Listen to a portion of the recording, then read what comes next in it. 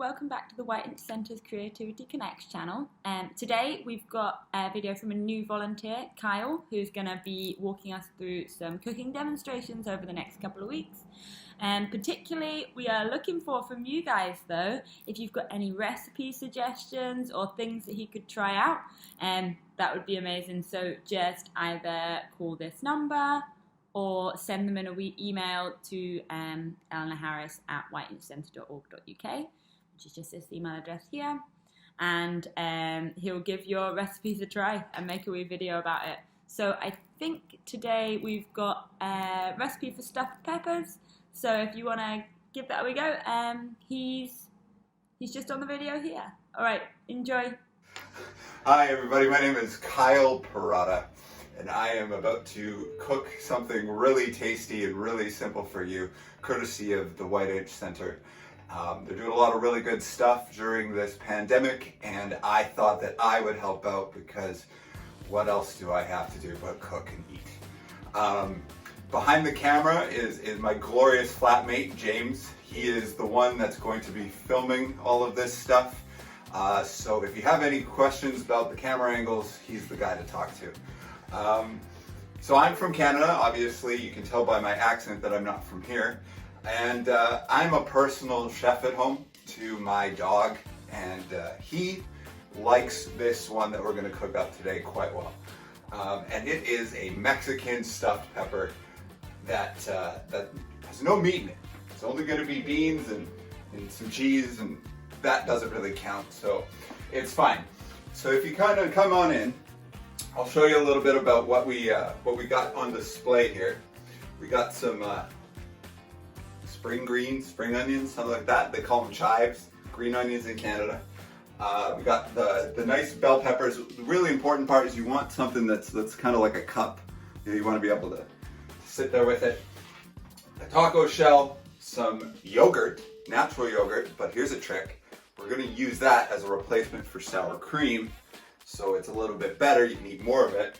Then we got some corn, some beans, some couscous, and then some great cheese that says "Be good to yourself" on it. And so that's why I chose it. Now, before we do any of this, it's important that we wash our hands. So I'm going to wash my hands, and we're going to launch into it. Oh, hi. Didn't see that.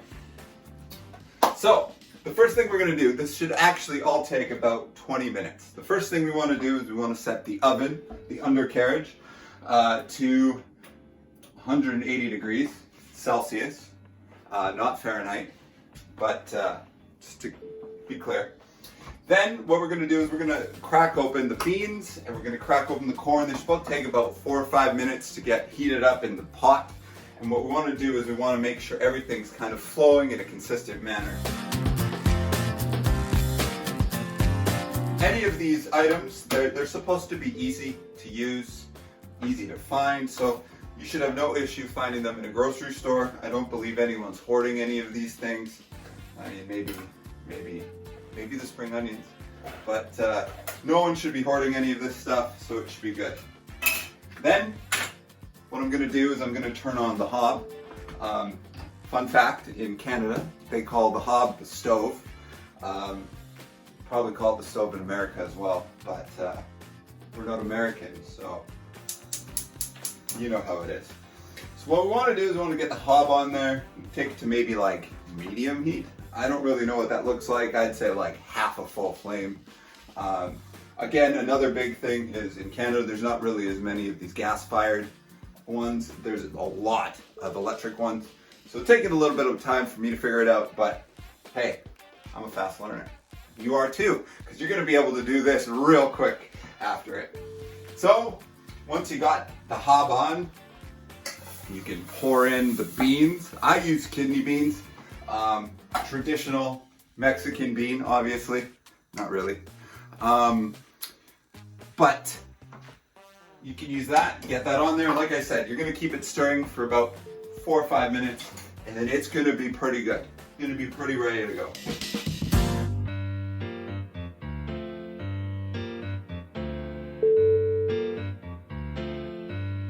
this is going to taste really good, and it's going to taste good for you as well, especially if you can't go outside and you can't, get Taco Bell or something like that. So once that's kind of going on, the next thing we want to do is we need to prep the pepper, and that's an alliteration. So what we want to do is we want to take the pepper, and we're going to cut it like most traditional peppers are cut. But what we want to do is we want to get rid of like all the nice spicy bits in the middle here. And by spicy, for a pepper like this, it's not really that spicy. It's just really gross to taste when you're like biting into something. Fun fact about these peppers, in Australia, they're called a capsicum. Anyways, you get through one pepper, you get through them all. It's kind of the same process for all of them. You kind of want to grit them out. Another important thing, if you don't have food waste or compost, you are harming the world. So make sure you get one of those. You can definitely get them at any grocer or essential store these days. And you want to get those because they're just better for bagging your stuff. It all is decompostable. So we have the first pepper cut. We're going to cut the second one here. And then what we're going to do is a little thing that I like to call powdering the baby. Pepper is the baby. So what you want to do is you want to take your finest olive oil, or any type of oil to be honest, and you're going to get a, what do we call this, James? Paper towel? Paper towel. Paper towel? Yes. I'm a natural. We're going to get some paper towel, and we're going to pat it with the oil, so it's nice like that. You're just going to like give the pepper a little massage, because everyone needs love. You're going to do that to both the bottom, the sweater, the jumper of the pepper. But you're also going to do it to the beanie. It's beanie? Toque. The toque, which is a Canadian beanie or hat. You're going to do that to the toque as well. These guys are looking nice. Let them chill for a second. Now, if you want to zoom in on the beans for a second, you can see that it's starting to bubble up. The smell in here is just phenomenal. So we're looking good with that. Now, what I typically do at this point is I add a little bit of salt and pepper, and I like to kick it up a notch with some cayenne, which we have conveniently up here. I love cayenne. I also like adding garlic. And then, my tip, if there's one thing you learn from this entire experience, it is that you can fake Mexican food by adding cumin. And do we have cumin? Where is the cumin? Mm-hmm. Cumin. If you smell that, that smells like a beef burrito right there. Or any type of it. It could be a veggie burrito, bean burrito, chicken, carne asada, anything. Perfect. So that's looking good. And what we're going to do is we're going to take the beans and corn, we're going to take some couscous, which we're about to make, and we're going to put those together in the pepper. And we're going to put the pepper then in the oven, let it sit. It's going to be real nice. So we have some easy button couscous from this Golden Sun box. What I prefer personally. What we're going to do is we basically take one part of this and 2 parts of boiling water, which we have ready to go in our convenient bottle, right next to the wine bottles that we collect for charity. We trade them in, do that. That's why they're there, obviously. And what we're going to do is we're just going to mix this in a bowl, and then in that bowl, I'm going to eyeball it. You probably shouldn't. It's important to be precise, but I'm not very precise in the kitchen. And I haven't run into any problems yet, so we're good. I think a lot of people would probably say that I'm not very precise in real life either. So,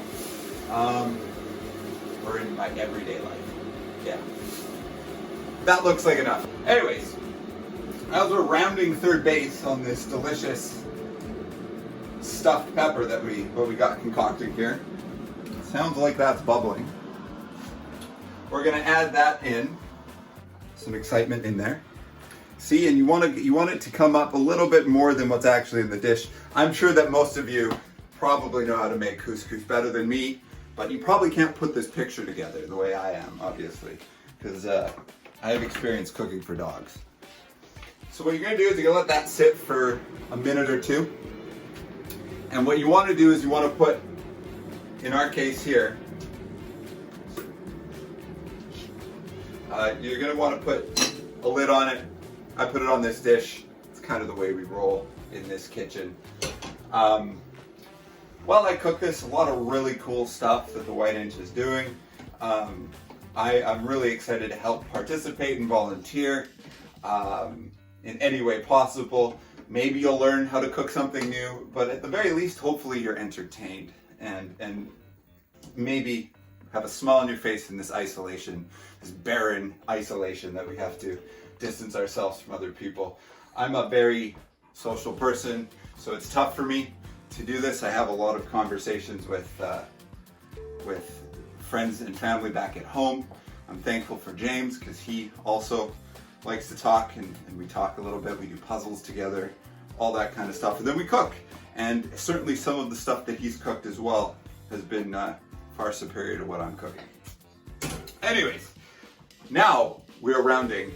Well, we've come past third, and we have to decide whether we're going to go home. We're going to lay up at third, and the third base coach, the person that dictates or tries to coach up the runner, is saying, let's keep going, let's go to home, let's go to home. You can do it, you can make it inside the park home run.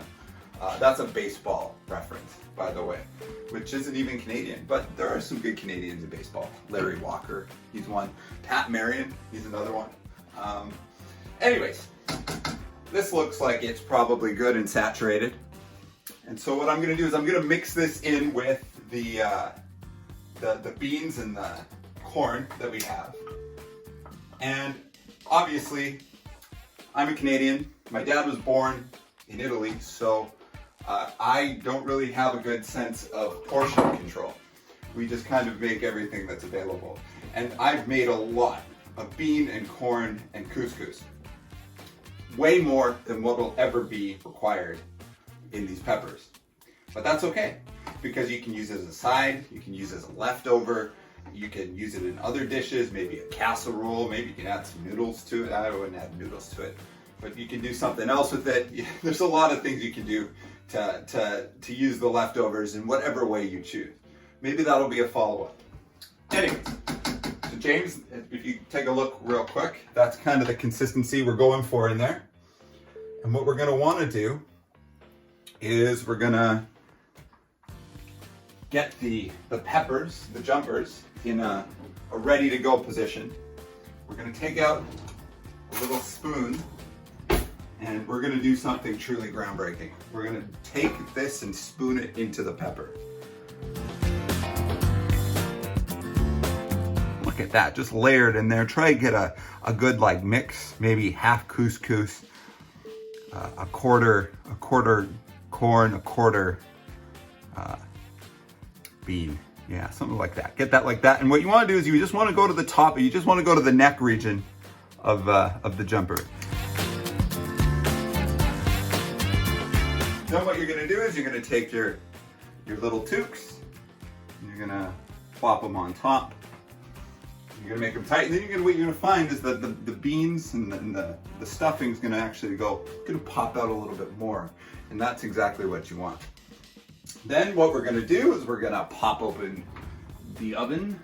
Oh, whew, steamy. And what we're going to do is we're going to carefully, without burning ourselves, slide these in for about 20 minutes. Now, most ovens take some time to preheat. Our oven is from the 1970s, so I have no clue how long it takes to preheat. But I can assure you that you can follow your standard protocols to get to 180 and then slide them in for 20 minutes and we're done.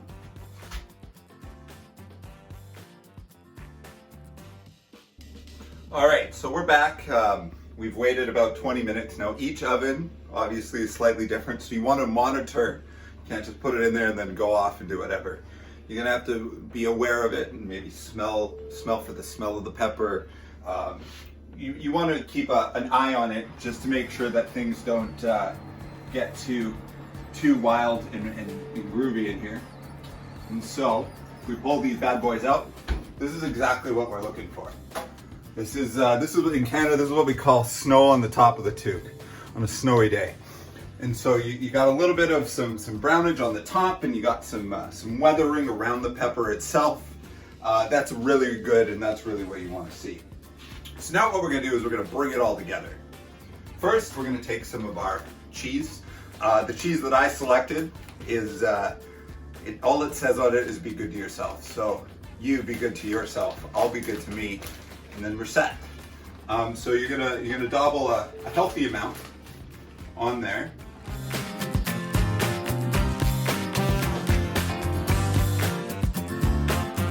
And then what you're gonna do is you're actually gonna put it back in the oven for a second to let the cheese melt ever so gracefully. Oh, I am terrified every time that those are gonna fall. Which brings me to a point. Let's say you get a pepper that has a little bit of standing issue. You may or may not have some skewers that are metal or wood. I recommend using these. You can put them in through the top, use 2 or 3 of them. You might have to trim them down if they don't fit into your oven. But I do this for peppers that kind of look a little unstable and aren't ready to walk yet. And that holds them in place really nicely. So buy some skewers or get someone to come bring you some skewers if you need them. Or just wing it, and what's a fallen pepper? It means nothing. So what we're gonna do is we're going to bring back out the Z peppers. Oh, c'est magnifique. Look at that. It's like a pool of cheese. Amazing. Now I know what you're saying. Hey, Kyle, I'm lactose intolerant. This whole extra part here probably isn't going to work for you. But you are isolating, or at least social distancing, so maybe it's fine if you're, a little gassy. It's fine. Anyways, what we're going to do next, we're going to move these. They might be hot, so please take your time. Don't rush into it. Cooking is art, takes time and love, because burning your hands would really suck. Then what you're going to do is you're going to take the green onions, and you're going to sprinkle them right in that nice little sweet bit, the lava essentially of the toque. These metaphors aren't really standing up to the test of time, but there's a new metaphor in anything. And so basically in this volcano pepper, where the cheese is the lava, the molten lava, the liquid hot magma, you want to put the green onion, or as some other people call them, the spring onions. Then what you want to do is take some of this yogurt and dollop that on the top, just like that. Yeah, get that in there. You can put as much or as little as you want. I personally like 2 scoops, but some people are a 3 scooper, some people are a 1 scooper, some people have no scoops at all. So we're gonna do that. And then the final relic, some taco shells that are corn-based. What you wanna do is you wanna crash it up, easy to manage, a little bit more crunchy. Get that like that. And then, as a final special kick, my favorite lady, other than my mother and my sister and my aunt and my cousins and the women that I know in my life, Cholula. She's the topper on top, some hot sauce. Obviously it's optional. You just drizzle that on there like that. And you're done.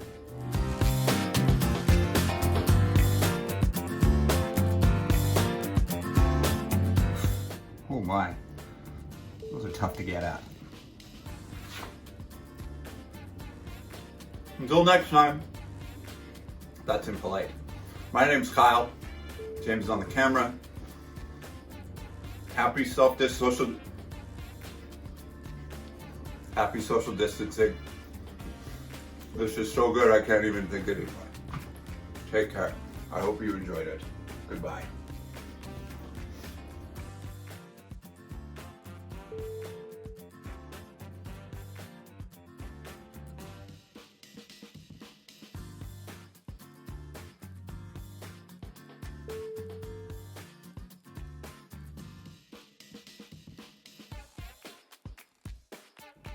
And action.